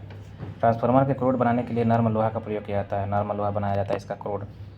ट्रांसफार्मर मुख्यतः 2 प्रकार के होते हैं। ऊंचाई ट्रांसफार्मर, यह निम्न एसी विभव वोल्टेज को उच्च एसी विभव में बदलता है। इसमें प्राथमिक कुंडली को फेरों की संख्या की तुलना में द्वितीय कुंडली की फेरों की संख्या अधिक होती है। इसका ट्रांसफॉर्मेशन अनुपात 1 से अधिक होता है। जब विभव का मान बढ़ता है तो धारा कम हो जाती है। तो ऊंचाई ट्रांसफार्मर देख लिए। अपचाई ट्रांसफर क्या होता है, यह उच्च एसी विभव के निम्न एसी में बदल देता है। उच्च एसी विभव को निम्न एसी विभव में बदल देता है। इसलिए द्वितीय कुंडली को फेरों की संख्या की तुलना में प्राथमिक कुंडली के फेरों की संख्या अधिक होती है। इसका ट्रांसफॉर्मेशन अनुपात 1 से कम होता है। जब विभव का मान कम होता है तो धारा बढ़ जाती है। एसी डायनेमो क्या होता है, जनरेटर जिसको बोला जाता है, यह यांत्रिक ऊर्जा को विद्युत ऊर्जा में परिवर्तित कर देता है और विद्युत चुम्बकीय प्रेरण के सिद्धांत पर यह काम करता है। डायनेमो। विद्युत मोटर क्या होता है, तो देखिए एक ऐसा यंत्र है जो विद्युत ऊर्जा को यांत्रिक ऊर्जा में बदल देता है, विद्युत चुम्बकीय प्रेरण के सिद्धांत पर कार्य करेगा। तो विद्युत मोटर जो है विद्युत चुम्बकीय प्रेरण पर कार्य करता है, और डायनेमो जो है वो विद्युत चुम्बकीय सिद्धांत पर कार्य करता है। डायनेमो विद्युत चुम्बकीय प्रेरण के सिद्धांत पर कार्य करता है, और विद्युत मोटर जो है विद्युत चुम्बकीय प्रेरण के सिद्धांत, दोनों को दोनों। अच्छा। यह विद्युत चुम्बकीय प्रेरण के सिद्धांत पर कार्य नहीं करता है विद्युत मोटर, क्योंकि इसमें तो पहले से इलेक्ट्रिक डाला जाता है, तो यांत्रिक तो हवा देगा। मोटर वाला जो होता है ना, विद्युत चुम्बकीय प्रेरण के सिद्धांत पर कार्य करता है और वो विद्युत बनाता है, जैसे डायनेमो। दिष्टकारी रेक्टिफायर क्या होता है, देखिए प्रतिवर्ती धारा को दिष्ट धारा में परिवर्तित करने वाले युक्ति को दिष्टकारी कहते हैं। इन्वर्टर क्या होता है, डीसी को एसी में बदलने के लिए इन्वर्टर का उपयोग किया जाता है। और दिष्टकारी क्या होता है, तो प्रतिवर्ती धारा जो होता है एसी, उसको डीसी में परिवर्तित करने वाले युक्ति को दिष्टकारी कहते हैं। देखिए ध्यान रखिए, एसी से डीसी में बदलना है तो दिष्टकारी चाहिए, रेक्टिफायर चाहिए। क्या चाहिए, रेक्टिफायर, दिष्टकारी चाहिए। एसी से डीसी में लिए, एसी से डीसी के लिए, लेकिन इन्वर्टर करता है डीसी से एसी, डीसी में एसी बदलता है इन्वर्टर। दृष्टिकारी का उपयोग आजकल कौन करता है? सब कोई इन्वर्टर का ही उपयोग करता है, जिसको डीसी से एसी बदलना रहता है, बैटरी से बिजली बनाना है। दृष्टिकारी का उपयोग कौन करेगा? कौन किसको ज़रूरत है बैटरी से, बिजली से बैटरी बनाना, सॉरी एसी से डीसी बनाना है। माइक्रोफोन देखिए क्या होता है, यह ध्वनि ऊर्जा को विद्युत ऊर्जा में परिवर्तित करता है। माइक्रोफोन विद्युत चुम्बकीय प्रेरण के सिद्धांत पर आधारित है, यह भी वह विद्युत चुम्बकीय प्रेरण पर ही कार्य करता है। माइक्रोफोन विद्युत चुम्बकीय प्रेरण पर ही कार्य करता है। माइक्रोफोन यह ध्वनि ऊर्जा को विद्युत ऊर्जा में परिवर्तित करता है। बोलते हैं और विद्युत चुम्बकीय प्रेरण के माध्यम से वो विद्युत ऊर्जा में परिवर्तित हो जाता है। तो माइक्रोफोन भी विद्युत चुम्बकीय प्रेरण के सिद्धांत पर कार्य करता है। विद्युत धारा के चुम्बकीय प्रवाह की खोज डेनमार्क के वैज्ञानिक ऑस्ट्रेड ने किया था। विद्युत चुम्बकीय प्रेरण वही हम लोग देखे भी थे, ऑस्ट्रेड। विद्युत धारा के चुम्बकीय प्रवाह की खोज डेनमार्क के वैज्ञानिक ऑस्ट्रेड ने की थी। प्राथमिक शक्ति स्टेशनों पर जो विद्युत धारा उत्पन्न होती है वह प्रतिवर्ती धारा होती है तथा उनकी वोल्टता 22,000 वोल्ट या इससे अधिक हो सकती है। प्राथमिक शक्ति स्टेशनों पर ग्रिड उप स्टेशन ट्रांसफार्मर की सहायता से वोल्टता बढ़ा देते हैं जो 1,32,000 वोल्ट तक भी हो सकती है। ग्रिड उप स्टेशन ट्रांसफार्मर की सहायता से हम लोग वोल्टता को भी बढ़ा देते हैं जो 1,32,000 वोल्ट तक भी हो जाती है, ताकि विद्युत संचरण में विद्युत ऊर्जा का क्षय बहुत कम हो जाए। ठीक है ना। अब हम लोग को पढ़ना है चुंबकत्व क्या होता है। चुंबकत्व 17 नंबर टॉपिक, जो कि हम लोग को लास्ट टॉपिक है क्या, नहीं, परमाणु भौतिकी दूसरा, उसके बाद खत्म। 2 टॉपिक और पढ़ना है, ज़्यादा जल्दी हो जाएगा आधा घंटा में। चलिए देखते हैं चुंबकत्व। चलिए चुंबकत्व देखते हैं। प्राकृतिक चुंबक, जो नॉर्मल चुंबक जो होता है, लोहे का ऑक्साइड होता है Fe3O4, इसका कोई निश्चित आकार ही नहीं होता। तो प्राकृतिक चुंबक जो होता है Fe3O4 होता है, लोहे का ऑक्साइड होता है जो, वही होता है Fe3O4। कृत्रिम विधियों द्वारा बनाया गया चुंबक को हम लोग कृत्रिम चुंबक कहते हैं। या लोहा, इस्पात, कोबाल्ट आदि से बनाया जा सकता है। यह विभिन्न आकृति की हो सकती है। ये तो आकृति को अपने से बना सकते हैं। छड़ चुंबक देखा जाता है, छड़ के आकार का, घोड़ा नाल जैसा बना सकते हैं, गोल बना सकते हैं, दिल बना सकते हैं, कोई भी बना सकते हैं। तो प्राकृतिक चुंबक नहीं है, वो कृत्रिम चुंबक है। चुंबकीय सुई ये सब बना सकते हैं। चुंबक लोहे को अपनी ओर आकर्षित करता है, इस गुण को चुंबकत्व ही कहते हैं। चुंबक के सिरों के समीप चुंबकत्व सबसे अधिक होता है, उसके सिर के पास। वे क्षेत्र चुंबक के ध्रुव पोल कहलाते हैं। चुंबक के ठीक मध्य में चुंबकत्व नहीं होता है, बीच में होता है, नहीं होता है। अगर बीच से टूट गया तो फिर उसके बीच में हो जाएगा, लेकिन पोल पे आ जाएगा उसका पावर। चुंबक को क्षैतिज तल में स्वतंत्रता पूर्वक लटकाने पर उसका एक ध्रुव सदैव उत्तर की ओर तथा दूसरा ध्रुव सदैव दक्षिण की ओर उठा रहता है। उत्तर की ओर ठहरने वाले ध्रुव को उत्तरी ध्रुव, दक्षिणी ध्रुव के ठहरने वाले दक्षिणी ध्रुव।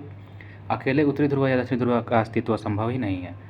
चुंबक के 2 ध्रुवों के मिलाने वाली रेखा को चुंबकीय अक्ष कहते हैं। समान ध्रुव का प्रतिकर्षण, असमान ध्रुव में आकर्षण। ये तो सबको पता है कि समान ध्रुव में क्या होता है, समान ध्रुव में प्रतिकर्षण होगा, असमान ध्रुव में आकर्षण होगा। यदि किसी चुंबक का तीसरा ध्रुव हो तो तीसरा ध्रुव परिमाणी ध्रुव कहलाता है। अगर किसी चुंबक का तीसरा भी ध्रुव हो जाए, तो तीसरा ध्रुव क्या हो जाएगा, परिणामी ध्रुव कहलाएगा। चुंबक जो होता है चुंबकीय पदार्थों में प्रेरण, इंडक्शन द्वारा चुंबकत्व उत्पन्न कर देता है। चुंबकीय प्रेरण के द्वारा क्या होता है, उसमें चुंबकत्व आता है। स्थायी चुंबक देखते हैं, स्थायी चुंबक क्या होता है, तो वे चुंबक जिनका द्रव चुंबकत्व शीघ्र नष्ट नहीं होगा, स्थायी चुंबक कहलाएंगे। वो स्थायी रहता है उसका चुंबक। ये इस्पात, इस कोबाल्ट और निकल से बनाए जाते हैं जो स्थायी चुंबक रहेगा। चुंबक की प्रभावी लंबाई उसकी जो ज्यामितीय लंबाई से कुछ कम, चुंबक की ज्यामितीय लंबाई 5/6 गुना होती है, थोड़ा सा कम होता है। चुंबक की प्रभावी लंबाई की उसकी ज्यामितीय लंबाई से कितना होता है, 5/6 गुना, मतलब 6 से 5 थोड़ा सा कम होता है चुंबक की ज्यामितीय लंबाई। चुंबकीय क्षेत्र देखा जाए, मैग्नेटिक फील्ड क्या होता है, तो चुंबक के चारों ओर वह क्षेत्र जिसमें चुंबक के प्रभाव का अनुभव किया जा सकता है, वही हमारा चुंबकीय क्षेत्र कहलाता है। इसका ऐसे मात्रक टेस्ला होता है। क्या होता है, चुंबकीय क्षेत्र का ऐसे मतलब टेस्ला होता है। और CGS मात्रक गॉस होता है। CGS मात्रक गॉस होता है। आप लोगों ने देखा होगा MRI जो बनता है चुंबकीय क्षेत्र पे भी काम करता है, उसमें टेस्ला से दिखाया जाता है कितना टेस्ला का है, 1 टेस्ला, 2 टेस्ला, 3 टेस्ला। तो CGS मात्रक गॉस होता है इसका। CGS मात्रक क्या होता है, गॉस होता है। चुंबकीय क्षेत्र का CGS मात्रक क्या होता है, गॉस होता है। और SI मात्रक क्या होता है, टेस्ला होता है। CGS मात्रक क्या होता है, गॉस होता है, याद रखना है। 1 टेस्ला 10 के पावर 4 गॉस हो जाता है। 1 टेस्ला बराबर 10 के पावर 4 गॉस होता है। तो 1 टेस्ला बराबर 10 के पावर 4 गॉस हो गया। दोनों क्या है, तो चुंबकीय क्षेत्र का क्या है, तो मात्रक है। SI मात्रक एक हो गया, एक CGS मात्रक गॉस हो गया। चुंबकीय क्षेत्र की तीव्रता देखा जाए तो चुंबकीय क्षेत्र में क्षेत्र के लंबवत एकांक की इकाई का ऐसा चालक तार रखा जाए जिसमें एकांक प्रबलता की धारा प्रवाहित हो रही हो तथा 2 चालक पर लगने वाला बल ही चुंबकीय क्षेत्र की तीव्रता की माप होगी। चुंबकीय क्षेत्र की तीव्रता एक सदिश राशि है। कैसे राशि है, सदिश राशि है। इसका मतलब न्यूटन पर मीटर इसका मात्रक न्यूटन पर एम्पियर मीटर अथवा वेबर पर मीटर स्क्वायर या टेस्ला होता है। आगे बढ़ा जाए तो कह रहा है कि चुंबकीय बल रेखा, चुंबकीय क्षेत्र में बल रेखाएं वे काल्पनिक रेखाएं हैं ना। मान के चलिए चुंबक हो गया, नॉर्थ ये साउथ, तो ऐसे ऐसे गया हुआ रहता है, आप लोगों ने देखा होगा, ऐसे ऐसे गया रहता है ना, यही बल रेखा होता है जो काल्पनिक रखता है, दिखता थोड़ी है। चुंबकीय क्षेत्र में बल रेखाएं वे काल्पनिक रेखाएं जो उस स्थान में चुंबकीय क्षेत्र की दिशा को आवृत प्रदर्शित करती है। चुंबकीय बल रेखा किसी भी बिंदु पर खींची गई स्पर्श रेखा उस बिंदु के चुंबकीय क्षेत्र की दिशा को प्रदर्शित करती है, एक दूसरे को काटती है नहीं काटती है। चुंबकीय सुई उत्तर की तरफ संकेत करती है। मुक्त रूप से लटकी हुई चुंबकीय सुई का अक्ष भौगोलिक अक्ष के साथ 18 डिग्री का कोण बनाता है। कितना डिग्री का? 18 डिग्री का कोण बनाता है भौगोलिक अक्ष से। चुंबकीय बल रेखाओं के गुण देखा जाए तो चुंबकीय बल रेखाएं सदैव चुंबक के उत्तरी ध्रुव से निकलती है तथा वक्र बनाती हुई दक्षिणी ध्रुव में प्रवेश करती है। नॉर्थ से निकलेगी और साउथ में जाएगी, ठीक ना। अंदर में देखा जाए तो उल्टा काम करता है। अंदर में, बाहर में तो है नॉर्थ से दक्षिण जा रहा है, नॉर्थ से साउथ, लेकिन उसके अंदर, चुंबक के अंदर जो होता है वो साउथ से नॉर्थ होता है। देखिए लिखा भी है, चुंबक के अंदर से होती है पुनः उत्तरी ध्रुव पर वापस आती है, और चुंबक के अंदर से होती हुई पुनः उत्तरी ध्रुव से वापस आती है। दो बल रेखाएं एक दूसरे को कभी नहीं काटती है। चुंबकीय क्षेत्र जहाँ प्रबल होगा वहाँ पे बल रेखाएं पास पास होगी, जहाँ दुर्बल होगा तहाँ दूर दूर होगी। एक समान चुंबकीय क्षेत्र की बल रेखाएं परस्पर समांतर एवं बराबर बराबर दूरियों पर होती है। चुंबकीय फ्लक्स, मैग्नेटिक फ्लक्स, चुंबकीय क्षेत्र में किसी चुंबकीय बल रेखा के लंबवत तल में से गुजरने वाली चुंबकीय बल रेखाओं की कुल संख्या चुंबकीय फ्लक्स कहलाती है। इसका SI मात्रक वेबर है, इसे फाई से सूचित करते हैं। आगे देखा जाए चुंबकीय पदार्थ, मैग्नेटिक सब्सटेंसेस। चुंबकीय पदार्थ होता क्या है? Magnetic substance. देखिए बाकी नहीं होता है। प्रतिचुंबक होते हैं जो चुंबकीय क्षेत्र में रखे जाने पर क्षेत्र की विपरीत दिशा में चुंबकित हो जाते हैं। माने एंटी, प्रति मतलब प्रति, एंटी चुंबकीय पदार्थ। जस्ता, बिस्मत, तांबा, चांदी, सोना, हीरा, नमक, जल आदि ये सब प्रति चुंबकीय पदार्थ के उदाहरण हैं। मतलब कि जो चुंबकीय क्षेत्र में रखा जाएगा ना, रखे जाने पर वो क्षेत्र की विपरीत दिशा में चुंबकित हो जाएंगे, उल्टा भागेंगे। हीरा भागेगा, सोना भागेगा, चांदी भागेगा, तांबा भागेगा। हीरा, चांदी, सोना ये सब चुंबकित नहीं होता है। नमक उमक हो गया, जल वल सब चुंबकित होगा? नहीं होगा। अब एक होता है अनुचुंबकीय, मतलब पैरामैग्नेटिक सब्सटेंस। अनुचुंबकीय पदार्थ वे पदार्थ होते हैं जो चुंबकीय क्षेत्र में रखने पर क्षेत्र की दिशा में थोड़ी सी होंगे। अनु मतलब थोड़ी सी, कम से कम चुंबकित हो जाता है। Platinum, chromium, sodium, aluminium, oxygen, इसमें यम लगा हुआ है, यम नम, ये हो जाएगा अनुचुंबकीय पदार्थ। और ऑक्सीजन भी अनुचुंबकीय पे में आता है। ऑक्सीजन भी थोड़ा सा चुंबकित होता है। एक होता है लौह चुंबकीय, जो पूरा होगा। तो देखिएगा, लौह चुंबकीय पदार्थ वे पदार्थ होते हैं जो चुंबकीय क्षेत्र में रखने पर क्षेत्र की दिशा में प्रबल रूप से चुंबकित हो जाते हैं, प्रबल रूप से।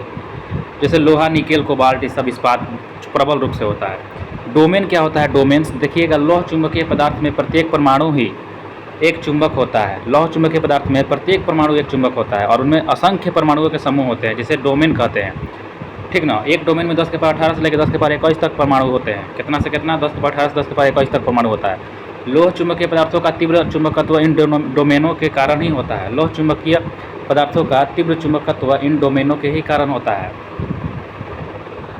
क्यूरी ताप क्या होता है? तो क्यूरी ताप वह ताप है ना जिसके ऊपर पदार्थ अनुचुंबकीय और जिसके नीचे पदार्थ लोह चुंबकीय होता है। मतलब कि क्यूरी टेम्परेचर के ऊपर अगर टेम्परेचर होगा तो अनुचुंबकीय हो जाएगा, उसका चुंबकीय गुण कम हो जाएगा, और नीचे रहेगा तो वो लोह चुंबकीय के रूप में बहुत ज़्यादा लोहा काम करेगा, उसको बोलता है क्यूरी ताप, बीच में होता है। तो लोहा और निकेल के लिए क्यूरी ताप का मान जो होता है क्रमशः 7 से 70 डिग्री सेल्सियस होता है तथा लोहा का होता है 770 और निकेल का होता है 358। मतलब इतना डिग्री सेल्सियस से गर्म करेंगे हम लोग लोहा को 770 डिग्री सेल्सियस से, तब जाके वो उसका जो है मतलब उसका जो है चुंबकीय गुण कम होगा, और नीचे तक रहेगा तब तक वो उसका चुंबकीय गुण तो रहेगा ही रहेगा। वैसे निकेल का भी है 358 डिग्री सेल्सियस। देखिएगा, अस्थायी चुंबक बनाने के लिए नरम लोहे का प्रयोग किया जाता है। स्थायी चुंबक बनाने के लिए इस्पात का भी प्रयोग किया जाता है। अस्थायी के लिए नरम लोहा और स्थायी चुंबक के लिए इस्पात का प्रयोग करते हैं। इस्पात का प्रयोग करते हैं स्थायी बनाने के लिए, और अस्थायी के लिए हम लोग नरम लोहा, कोनो भी नरम लोहा का उपयोग कर लेते हैं। भू चुंबकत्व देखिए, टेरेस्ट्रियल मैग्नेटिज्म। तो भू चुंबकत्व मतलब भूमि से चुंबकत्व जो भी है रिलेटेड। देखिए, किसी स्थान पर पृथ्वी के चुंबकीय क्षेत्र को 3 तत्वों द्वारा व्यक्त करते हैं: द्विपात कोण, नमन कोण और चुंबकीय क्षेत्र की क्षैतिज घटक। देखिए द्विपात कोण होता क्या है, तो किसी स्थान पर भौगोलिक याम्योत्तर तथा चुंबकीय याम्योत्तर के बीच के कोण को द्विपात कोण कहते हैं। किसी भी स्थान पर भौगोलिक याम्योत्तर होगा, जो याम्योत्तर किसको बोलते हैं, जो हमारा जो है जो खड़ा वाला रहता है दीर्घ, तो याम्योत्तर बोला जाता है। चुंबकीय याम्योत्तर के बीच के कोण को द्विपात कोण कहते हैं। नमन कोण किसी स्थान पर पृथ्वी का संपूर्ण चुंबकीय क्षेत्र क्षैतिज तल के साथ जितना कोण बनाएगा उस स्थान को नमन कोण कहते हैं। क्षैतिज तल के साथ जो कोण बनाता है पृथ्वी का संपूर्ण चुंबकीय क्षेत्र, उसको नमन कोण कहते हैं। पृथ्वी के ध्रुव पर नमन कोण का मान 90 डिग्री होता है और विषुवत रेखा पर नमन कोण का मान 0 डिग्री होता है। पृथ्वी के ध्रुव पर नमन कोण का मान कितना होगा दोस्तों? 90 डिग्री होगा। ध्रुव पर 90 डिग्री होगा और विषुवत रेखा पर नमन कोण का मान 0 डिग्री होगा। चुंबकीय क्षेत्र के क्षैतिज घटक देखा जाए तो पृथ्वी के संपूर्ण चुंबकीय क्षेत्र के क्षैतिज घटक H अलग अलग स्थानों पर अलग अलग होता है, परंतु इसका मान लगभग 0.4 गॉस या फिर 0.4 × 10⁻⁴ टेस्ला होता है। पृथ्वी एक बहुत बड़ा चुंबक है। इसका चुंबकीय क्षेत्र दक्षिण से उत्तर दिशा में विस्तृत हुआ है। पृथ्वी भी एक बहुत बड़ा चुंबक के जैसा कार्य करता है। इसका चुंबकीय क्षेत्र किधर से है? दक्षिण से उत्तर दिशा में है। पृथ्वी का चुंबकीय क्षेत्र किधर से है? दक्षिण से उत्तर गया है, इसीलिए उत्तर से दक्षिण हम लोग पृथ्वी के ऊपर चुंबक का देखते हैं। तो पृथ्वी का चुंबकीय क्षेत्र किधर से किधर है? दक्षिण से उत्तर, नीचे से ऊपर है, ध्यान रखिएगा। पृथ्वी का नीचे से दक्षिण से ऊपर है, बाकी का उत्तर से दक्षिण होता है। बाकी अंदर चुंबक का जो है पृथ्वी का अंदर चुंबक। परमाणु भौतिकी के पिता अर्नेस्ट रदरफोर्ड को कहा जाता है। अच्छा ये बताइए कि दक्षिण से उत्तर गया है पृथ्वी का जो चुंबकीय क्षेत्र, तबे ना पृथ्वी पर जो भी चुंबक हम लटकाएंगे तो किधर से किधर घूम जाएगा? दक्षिण वाला उत्तर की तरफ जाएगा, उत्तर वाला दक्षिण की तरफ जाएगा। तो इसीलिए उत्तर से दक्षिण में जाता है चुंबक के अंदर वाला जो चुंबकीय क्षेत्र रहता है, क्योंकि पृथ्वी खुद उल्टा है, दक्षिण से उत्तर की ओर जा रहा है। परमाणु भौतिकी देखते हैं 18 नंबर टॉपिक को। परमाणु भौतिकी के पिता अर्नेस्ट रदरफोर्ड को कहा जाता है। परमाणु भौतिकी के पिता कौन है? Ernest Rutherford.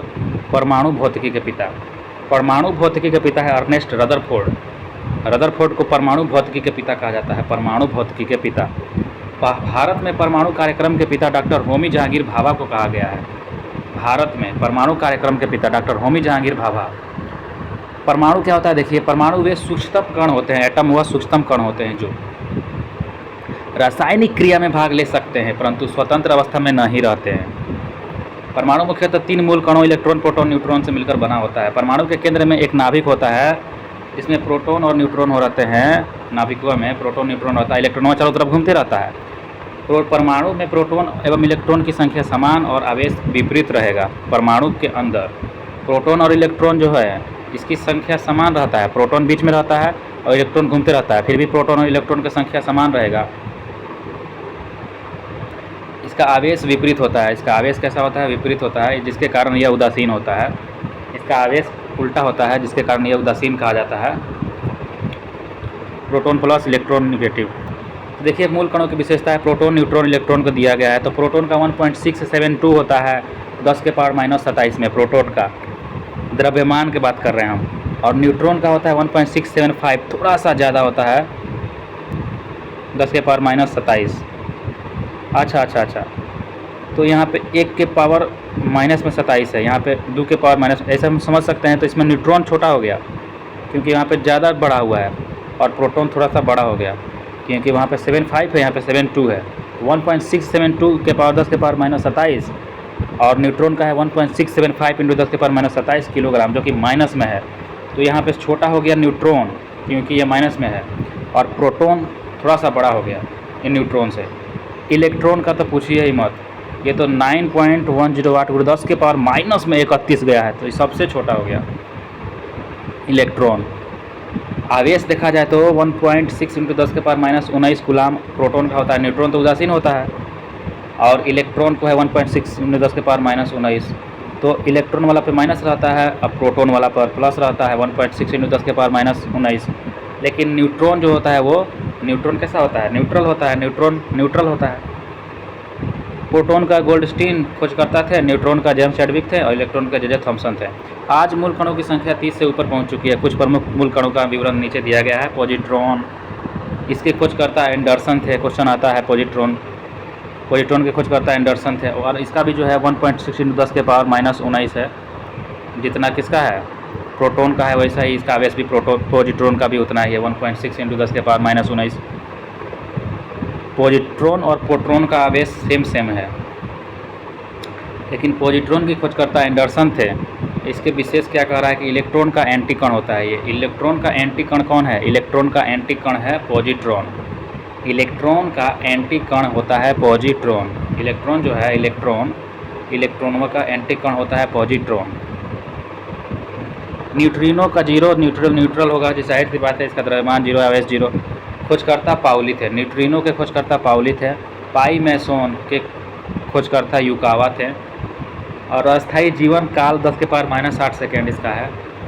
अस्थायी है ये, कैसा है? अस्थायी है, इसका जीवन काल 10⁻⁻60 सेकेंड है। फोटोन है 00, इसका भी है। न्यूट्रिनो फोटोन का 00 है द्रव्यमान और आवेश। फोटोन के खोजकर्ता आइंस्टीन थे। इसका वेग प्रकाश के वेग के बराबर रखा गया था। फोटोन का वेग प्रकाश के वेग के बराबर था। इसके खोजकर्ता आइंस्टीन थे। फोटोन के खोजकर्ता आइंस्टीन हो गए, न्यूट्रिनो के पाउली हो जाएंगे, पॉजिट्रॉन के एंडरसन हो गए। कैथोड किरण क्या होता है? तो जब विसर्जन नलिका, डिस्चार्ज ट्यूब के सिरों पर 20 किलोवाट का विभवांतर लगाया जाता है और उसका दाब 0.1 मिलीमीटर पारे के स्तंभ के बराबर होता है, तो उसके कैथोड से एक इलेक्ट्रॉन पुंज निकलने लगता है। इसे ही कैथोड किरण कहते हैं। अतः कैथोड किरणें केवल उच्च ऊर्जा वाले इलेक्ट्रॉनों का पुंज है। कैथोड किरणें क्या है? केवल हाई एनर्जी वाले इलेक्ट्रॉनों का पुंज कहलाता है। गुण क्या है देखिए कैथोड किरणें का?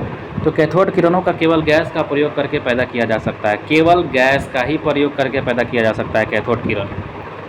कैथोड किरणों के उत्पादन में विभव का स्रोत प्रेरण कुंडली इंडक्शन कॉइल होता है, जो कम विभव के सेल से बहुत उच्च विभव प्रदान करता है। यह पारस्परिक प्रेरण के सिद्धांत पर भी कार्य करता है। कैथोड किरणें अदृश्य होती है और सीधी रेखाओं में चलती है। कैथोड किरणें क्या होती है? अदृश्य होती है। कैथोड किरणें अदृश्य होती है और सीधी रेखा में चलती है। कैथोड किरणें कैसी होती है? कैथोड किरणें अदृश्य होती है और सीधी रेखा में चलती है। कैथोड किरणें अदृश्य होती है और सीधी रेखा में चलती है। कैथोड किरणें देख सकते हैं? नहीं देख सकते हैं, क्योंकि वो अदृश्य होती है और सीधे रेखा में चलती है कैथोड किरणें।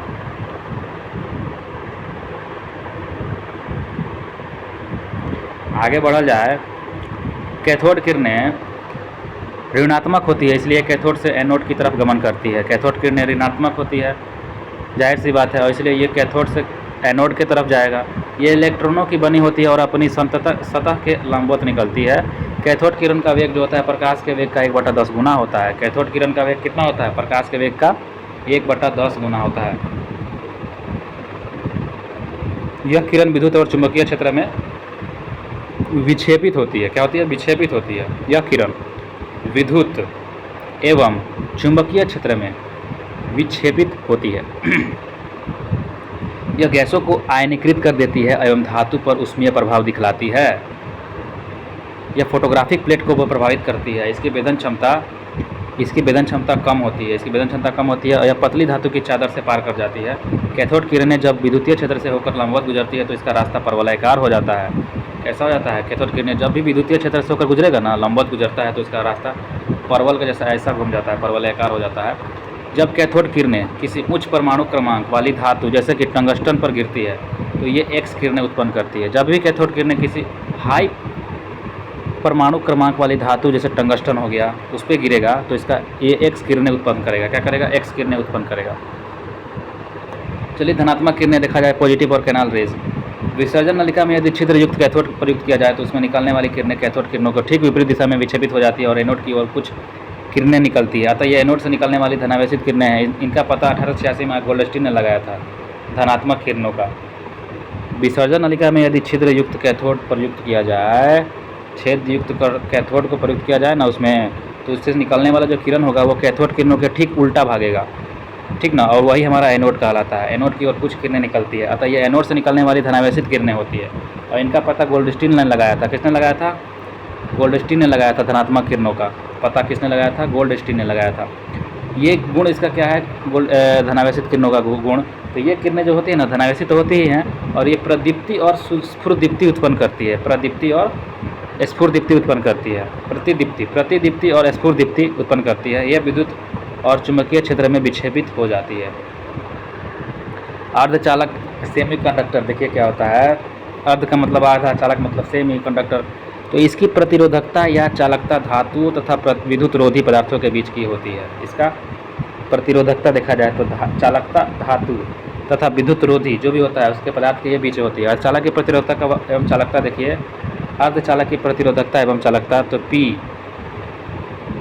10 के पावर -5 - 10 के पावर 6 ओम मीटर से लेके 10 के पावर 5 - 10 के power 6 S by metre inverse जो भी हो गया। धातु की प्रतिरोधकता चालकता देख लीजिएगा, विद्युत रोधी की प्रतिरोधकता चालकता देख लीजिएगा। धात्विक अर्धचालक सीजियम और गैलियम है, देख लीजिएगा। तात्विक अर्धचालक, यौगिक अर्धचालक अकार्बनिक CdS GaS। यहाँ से क्वेश्चन थोड़ी हमारे तक देखबे नहीं किए हैं, ये सब क्या क्या पूछ रहा है। यौगिक अर्धचालक कार्बनिक अकार्बनिक, तो अकार्बनिक में हमारा CdS GaS CdSe InP हो गया। कार्बनिक में हमारा एंथ्रासीन मादित थैलोसियानिन्स आदि ये सब हो गया। कार्बनिक बहुलक poly pyrrole poly aniline poly thiophene ये सब आदि आता है। नैज अर्धचालक क्या होता है, तो जिन अर्धचालकों में मुक्त इलेक्ट्रॉन तथा कोटर उष्मीय प्रभाव द्वारा उत्पन्न किए जाते हैं उन्हें नैज अर्धचालक कहा जाता है। नैज अर्धचालकों में मुक्त इलेक्ट्रॉनों की संख्या होलों की संख्या के बराबर होती है। यहाँ N1 की नैज वाहक सांद्रता कहते हैं। अर्धचालकों में यह अद्वितीय गुण होता है कि इनमें इलेक्ट्रॉनों के साथ साथ होल भी गति करते हैं। होल प्रभावित धनात्मक आवेश वाले एक आभासी मुक्त कण की तरह व्यवहार करता है। यह ऋणात्मक विभव की ओर गति करते हैं। ऐसे अर्धचालकों में प्रवाहित धारा I इलेक्ट्रॉन धारा I के एवं होल धारा IN के IH के योग के बराबर होता है, जहाँ पे I बराबर I + IH हो गया। नैज अर्धचालकों में की चालकता उसके ताप पर निर्भर करती है, परंतु कक्ष ताप पर उसकी चालकता बहुत ही कम होती है। अप्रदविच अर्धचालक देखा जाए तो जब किसी शुद्ध अर्धचालक में कोई उपयुक्त अशुद्धि अत्यल्प मात्रा में मिलाई जाती है वो अपद्रवीय अर्धचालक। देखिए क्या कह रहा है, अपद्रवीय अर्धचालक मतलब कि एक्सट्रिंसिक सेमीकंडक्टर। जब किसी शुद्ध अर्धचालक में कोई उपयुक्त अशुद्धि अत्यल्प मात्रा में मिला दिया जाता है तो उसकी चालकता में कई गुना वृद्धि हो जाती है। अशुद्धि मिलाने से क्या होता है, कई गुना उसकी वृद्धि हो जाएगी। इस प्रकार के पदार्थों को अपद्रवीय अर्धचालक कहते हैं। वांछित अशुद्धि को सावधानीपूर्वक मिश्रित करना मादन या फिर डोपिंग या अपमिश्रण कहलाता है। मतलब वांछित जो अशुद्धि है, अशुद्धि को सावधानीपूर्वक मिश्रित करना, मिलाना हमारा डोपिंग कहलाता है। तो किसी चीज़ में हम लोग मिलाते हैं तो उसको डोपिंग कहते हैं। अशुद्धि को मिलाना क्या कहलाता है, डोपिंग कहलाता है। आराम से मिलाना सावधानीपूर्वक, वही हमारा डोपिंग कहलाता है। मादन कहलाता है, मादन। अपमिश्रण कहलाता, मादन या फिर अपमिश्रण कहलाता है डोपिंग। वह अशुद्धि परमाणु अपमिश्रण हमारा डोपेंट्स कहलाते हैं, और जो अशुद्धि परमाणु हो गया वो हमारा डोपेंट्स हो जाएगा, अपमिश्रक हो जाएगा। डोपेंट्स को मिलाते हैं सावधानीपूर्वक तो हमारा डोपिंग करना कहते हैं। इस प्रकार के पदार्थ को मादित डोप्ड अर्धचालक भी कहते हैं। इस प्रकार के पदार्थ को मादित बोल देंगे। अब क्या बोल देंगे, डोप्ड हो गया, वो क्या हो गया, डोप्ड हो गया। अपमिश्रक ऐसा होना चाहिए, मतलब डोपेंट्स ऐसा होना चाहिए जो मूल अर्धचालक पदार्थ के जालक को विकृत न करे। मूल जो अर्धचालक पदार्थ है उसको विकृत न करे, ठीक ना। अपमिश्रण के अणु तथा अर्धचालक पदार्थ के अणुओं का आकार लगभग समान हो। अपमिश्रण डोपेंट्स के अणु और अर्धचालक पदार्थ के अणुओं का आकार एक बराबर रहेगा, तभी ना अच्छा से फिटाएगा।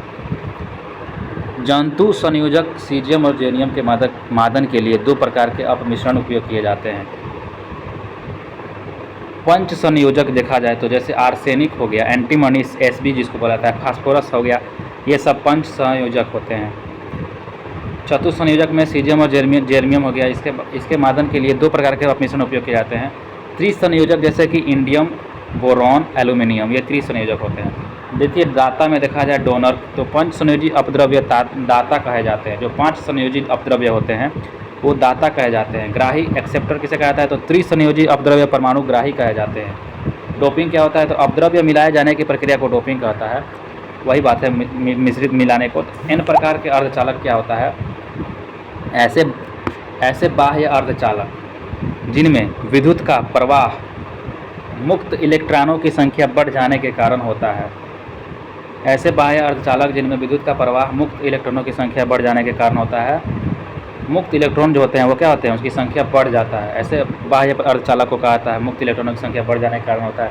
इन प्रकार के अर्धचालक कहलाते हैं जब शुद्ध अर्धचालक में पंच संयोजी अपद्रव्य मिला दिया जाए। शुद्ध अर्धचालक में क्या मिला दिया जाए? पंच संयोजी अपद्रव्य मिला दिया जाता है तो इस प्रकार के अर्धचालक प्राप्त होते हैं। पंच संयोजक अपमिश्रण विद्युत चालन के लिए एक अतिरिक्त इलेक्ट्रॉन प्रदान करता है और इसलिए इसे दाता अशुद्धि कहते हैं।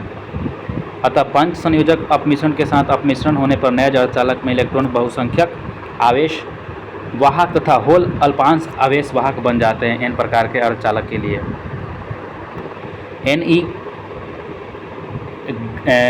smaller than NH, greater than NH।